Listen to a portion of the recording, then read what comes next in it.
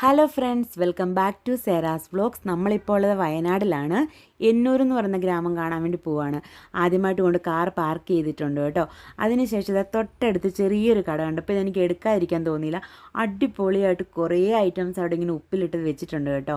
പിന്നെ ഏതാണ്ട് parking fees കാര്യങ്ങളൊക്കെ ഇവിടെ എഴുതി വെച്ചിട്ടുണ്ട്. അടിപൊളി ഒരു പാർക്കിംഗ് ഏരിയ ആണ് ഇവിടെ ഉള്ളത്. ഈ ഒരു ഭാഗത്താണ് ടിക്കറ്റ് ബുക്ക് ചെയ്യുന്നത്. ഇതിൻ്റെ തൊട്ടപ്പുറത്ത് വേറൊരു ബിൽഡിംഗ് ഉണ്ട്, അവിടെയാണ് ടിക്കറ്റ് ബുക്ക് ചെയ്യുന്നത്.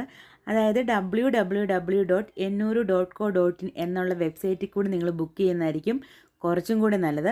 അതാകുമ്പോൾ ഇവിടെ വന്ന് ഒരുപാട് നേരം വെയിറ്റ് ചെയ്യേണ്ടി വരത്തില്ല.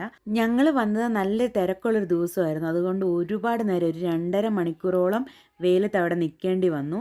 10:30 മണി ആയതേ ഉള്ളെങ്കിലും വെയിൽ നല്ല പോലെ ഉണ്ട് കേട്ടോ. അതിഭയങ്കരമായിട്ടുള്ള വെയിലും ചൂടുമാണ് ഇവിടെ.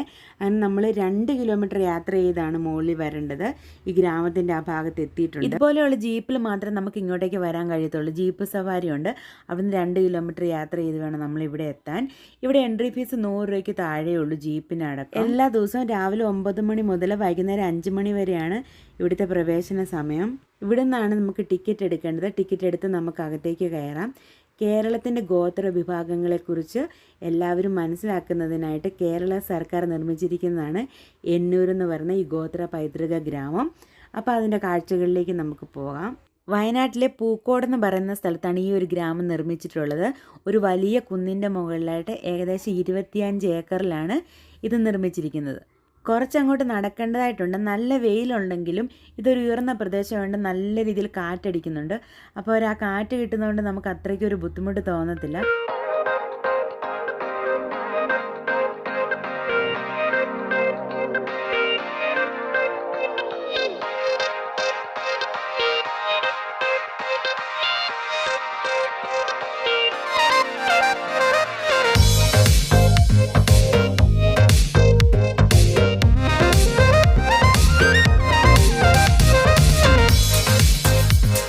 ഈ ഒരു ഭാഗത്ത് എത്തിക്കഴിഞ്ഞിട്ടുള്ളൊരു വ്യൂ ആണിത്. അടിപൊളിയാണ് ഇവിടെയൊക്കെ കാണാനല്ലേ. ഇവിടെ ചെറിയൊരു ഷോപ്പുണ്ട്. അവിടെ സ്നാക്സും വെള്ളവും ഐസ്ക്രീമും ഒക്കെ കിട്ടും. സേരയൊക്കെ ഇവിടെ നിന്ന് ഐസ്ക്രീം കഴിക്കുകയാണ്. അതേപോലെ തന്നെ നടന്ന് ക്ഷീണിച്ച് കയറി വരുന്നവർക്ക് ഇരിക്കാനുള്ള ഇരിപ്പിടവും ഇവിടെ റെഡിയാക്കിയിട്ടുണ്ട്. ഞാനും ഒരു കുറച്ച് സമയം അവിടെ റെസ്റ്റ് എടുത്തിട്ട് വീണ്ടും നടക്കാൻ തുടങ്ങി. ഈ ചെങ്കൽ വിരിച്ച ഈ ഒരു സ്ഥലത്തൂടെയാണ് ഇനി നമ്മൾ നടക്കാനുള്ളത്. ഈ 2 സൈഡിൽ കാണുന്ന ഈ ഒരു മതിൽ പോലത്തെ ഭാഗം കണ്ടോ? അത് കണ്ടു കഴിഞ്ഞാൽ നമ്മൾ മണ്ണുകൊണ്ട് നിർമ്മിച്ചതാണെന്ന് നമുക്ക് തോന്നുമല്ലേ. ഞാനും ഇതിനു മുമ്പ് വീഡിയോയിലൊക്കെ കാണുമ്പോൾ അങ്ങനെയാണ് വിചാരിച്ചത്. ഇത് സിമെൻറ്റ് കൊണ്ട് തന്നെയാണ് നിർമ്മിച്ചിരിക്കുന്നത്. പിന്നെ മണ്ണുകൊണ്ടാണെന്ന് നമുക്ക് തോന്നത്തക്ക രീതിയിൽ അതേ കളറിലുള്ളൊരു പെയിൻറ്റോ എന്തോ ഉപയോഗിച്ചിട്ടാണ് ഇതിങ്ങനെ ആക്കിയിരിക്കുന്നത്. എന്തായാലും കാണാൻ നല്ല ഭംഗിയാണിത്.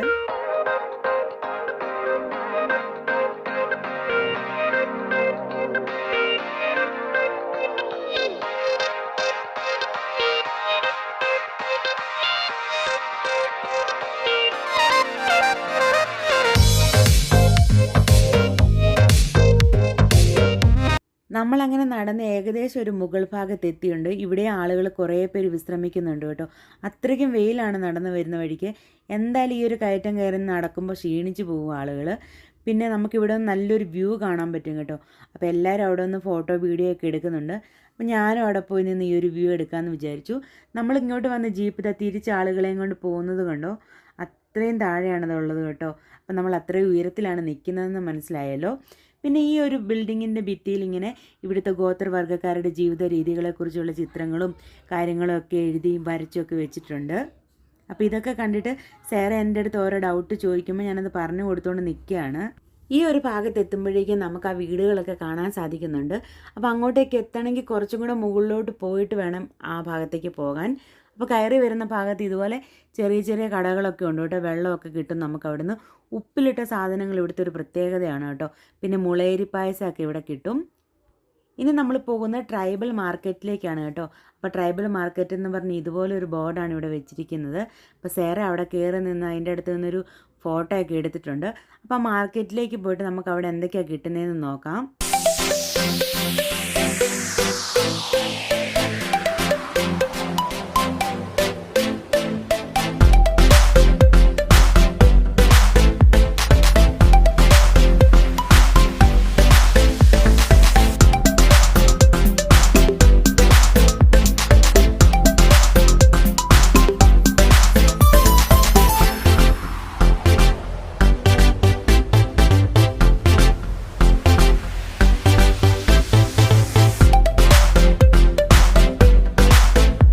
മുളക് പൊടി, മഞ്ഞൾപ്പൊടി അങ്ങനെയുള്ള പൊടി ഐറ്റംസും മറ്റ് സാധനങ്ങളൊക്കെ ഈ ഒരു ഷോപ്പിൽ നിന്ന് കിട്ടും. ഞാനിവിടെ നിന്നൊരു കസ്തൂരി മഞ്ഞൾ വാങ്ങിയായിരുന്നു. പിന്നെ തൊട്ടടുത്തുള്ളൊരു ഷോപ്പിലാണെങ്കിൽ ഇതുപോലെയുള്ള ഐറ്റംസ് ആണ് കേട്ടോ. അടിപൊളി ഡെക്കറേറ്റീവ് ഐറ്റംസ് ഇവിടെ ഉണ്ട്. പക്ഷേ പൈസ കുറച്ച് കൂടുതലാണ് പോയി നോക്കുമ്പോൾ. പിന്നെ നൊസ്റ്റാൾജി ഉണർത്തുന്ന കുറച്ച് മുട്ടായികൾ ഇവിടെ കാണാൻ പറ്റി. അപ്പോൾ അതിൽ നിന്ന് ഞാൻ പുളിമുട്ടായി വാങ്ങി. സേറയാണെങ്കിൽ നാരങ്ങ മുട്ടായി ഭയങ്കര ഇഷ്ടമാണ് അവൾക്ക്, അത് വാങ്ങി. പിന്നെ ഈ ഒരു ഐറ്റം ഞാൻ വാങ്ങാൻ കുറേ നോക്കി കേട്ടോ, നല്ല വിലയായിരുന്നു, അതുകൊണ്ട് എനിക്ക് വാങ്ങാൻ പറ്റിയില്ല. പിന്നെ ഈ ഒരു ഷോപ്പിൻ്റെ ഇവിടുന്ന് താഴേക്ക് ഇറങ്ങുന്നതാണ് നമ്മൾ ഗ്രാമത്തിലേക്ക് പോകുന്ന വഴി. അപ്പോൾ നമുക്ക് അങ്ങോട്ടേക്ക് പോകാം. ഇന്ത്യയിലെ തന്നെ ഏറ്റവും ശാന്തമായ വിനോദസഞ്ചാര കേന്ദ്രം എന്നറിയപ്പെടുന്ന വയനാട്ടിലെ എന്നൂർ എന്ന് പറയുന്ന ഈ ആദിവാസി കേന്ദ്രം ആദിവാസികളുടെ ജീവിത രീതികളെ പറ്റിയും അവരുടെ ഗോത്രങ്ങളുടെ നിയമങ്ങളെ പറ്റിയിട്ടൊക്കെ നമുക്ക് അവരുടെ പൂർവികരുടെ കഥകളും കാര്യങ്ങളും ഒക്കെ നമുക്ക് പറഞ്ഞു തരുന്നുണ്ട്. ഈ കാണുന്നതും ഒരു ട്രൈബൽ മാർക്കറ്റിൻ്റെ ഭാഗമായിട്ടുള്ള കെട്ടിടങ്ങളാണ്. അപ്പോൾ ഇതിൻ്റെ ഉള്ളിലേക്ക് നമുക്കൊന്ന് പോയി നോക്കാം. ഈ ഒരു മാർക്കറ്റിലെ ആദിവാസി കരകൗശല വസ്തുക്കൾ, മറ്റ് ആദിവാസി ഉൽപ്പന്നങ്ങൾ, അതുപോലെ തന്നെ ആദിവാസി മരുന്നുകളൊക്കെ ഇവരിവിടെ വെച്ചിട്ടുണ്ട്. നമുക്ക് നോക്കിയിട്ട് നമുക്ക് വേണമെന്ന് വേണമെങ്കിൽ ഇവരുടെ അടുത്ത് നമുക്കത് വാങ്ങിക്കാമെന്നുള്ളതേ ഉള്ളൂ. ഒരുപാട് ആളുകൾ ഈ ഒരു മാർക്കറ്റിലേക്ക് കയറുകയും ഇവിടുന്ന് സാധനങ്ങൾ വാങ്ങിക്കുകയും ചെയ്യുന്നത് ഞാൻ കണ്ടു. ഞാനും കുറച്ച് അത്യാവശ്യ സാധനങ്ങളൊക്കെ ഇവിടുന്ന് വാങ്ങിച്ചിട്ടുണ്ടായിരുന്നു.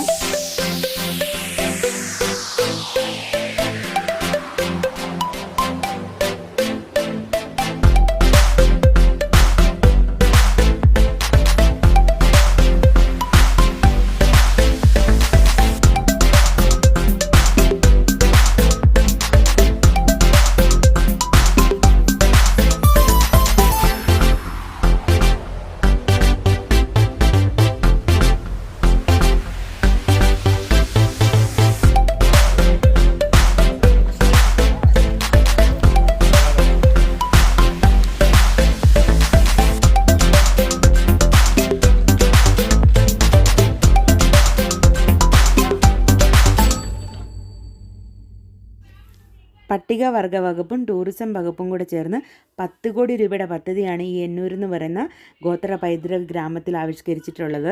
ഇവിടുത്തെ വീടുകളിൽ ആദിവാസി സംഗീതം, തുടി ഉൾപ്പെടെയുള്ള ഗോത്ര കലാരൂപങ്ങളൊക്കെ പ്രദർശിപ്പിക്കുന്നുണ്ട്. അപ്പോൾ അതുപോലെയുള്ള എന്തോന്ന് ഇവിടെ നടക്കുന്നുണ്ടെന്ന് തോന്നുന്നു. അവിടെ നിന്ന് പാട്ടും കൊട്ടും ഒക്കെ ഇങ്ങനെ കേൾക്കുന്നുണ്ട്. അപ്പോൾ നമുക്ക് അങ്ങോട്ടേക്കൊന്ന് പോയി നോക്കാം. ഇവിടെയുള്ള എല്ലാ വീടുകളിലും നമുക്ക് കയറി നോക്കാം കേട്ടോ. ഇതിൻ്റെ അകം എങ്ങനെയാണെന്നൊക്കെ നമുക്ക് കയറി കാണാവുന്നതാണ്. അപ്പോൾ എല്ലാ ആൾക്കാരും ഇങ്ങനെ ഓരോ വീടിൻ്റെ ഭാഗത്ത് നിൽക്കുന്നുണ്ട്. നമുക്കൊരു വീടിൻ്റെ ഉള്ളിലേക്കൊന്ന് കയറിയിട്ട് അവിടുത്തെ കാഴ്ചകൾ എന്താണെന്ന് നോക്കാം. ഒരുപാട് ആളുകൾ അവിടെ കയറിയിട്ട് ഇറങ്ങി വരുന്നുണ്ട്. ഇതുപോലെയാണ് കേട്ടോ, കയറി ചെല്ലുന്നിടത്ത് ഇതുപോലെ ഇരിക്കാനുള്ളൊരു സൗകര്യമുണ്ട്. പിന്നെ ഒരു ചെറിയൊരു റൂമും ഉണ്ട്. ആ റൂമിൻ്റെ അടുത്ത് അകത്തേക്കൊന്ന് കയറി നോക്കിയിട്ട് വരാം. ഈ വീടിൻ്റെ അകത്തേക്കൊക്കെ നമ്മൾ ഇത്രയും വെയിലത്തുനിന്ന് വന്ന് ഇത് കയറി കഴിയുമ്പോൾ നമുക്ക് ചെറിയൊരു തണുപ്പ് അനുഭവപ്പെടും കേട്ടോ. അതൊരു വല്ലാത്ത ഫീലാണ്. നമുക്ക് കുറച്ച് നേരം വിശ്രമിക്കാം ഇതിൻ്റെ ഉള്ളിൽ, എന്നിട്ട് നമുക്ക് അടുത്ത സ്ഥലത്തേക്ക് പോയാൽ മതി. ഇപ്പം ഞാൻ കുറച്ച് മുമ്പ് പറഞ്ഞ ആ മ്യൂസിക്കും കാര്യങ്ങളൊക്കെ ഇവിടെ നടക്കുന്നുണ്ട് കേട്ടോ. അതൊന്ന് പോയി കേട്ട് നോക്കാം.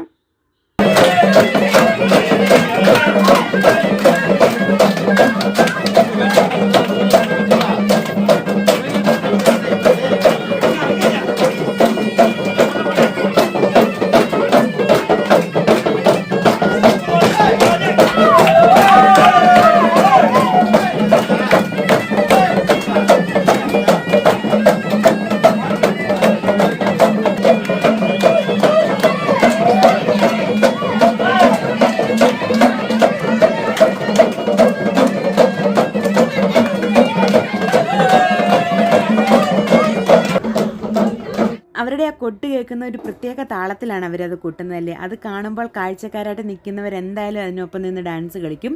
അങ്ങനെ ഡാൻസ് കളിക്കുന്നതോടുകൂടി ആ കൊട്ടുന്നവർക്കൊരു പ്രചോദനം കൂടെ ആവുകയാണ്.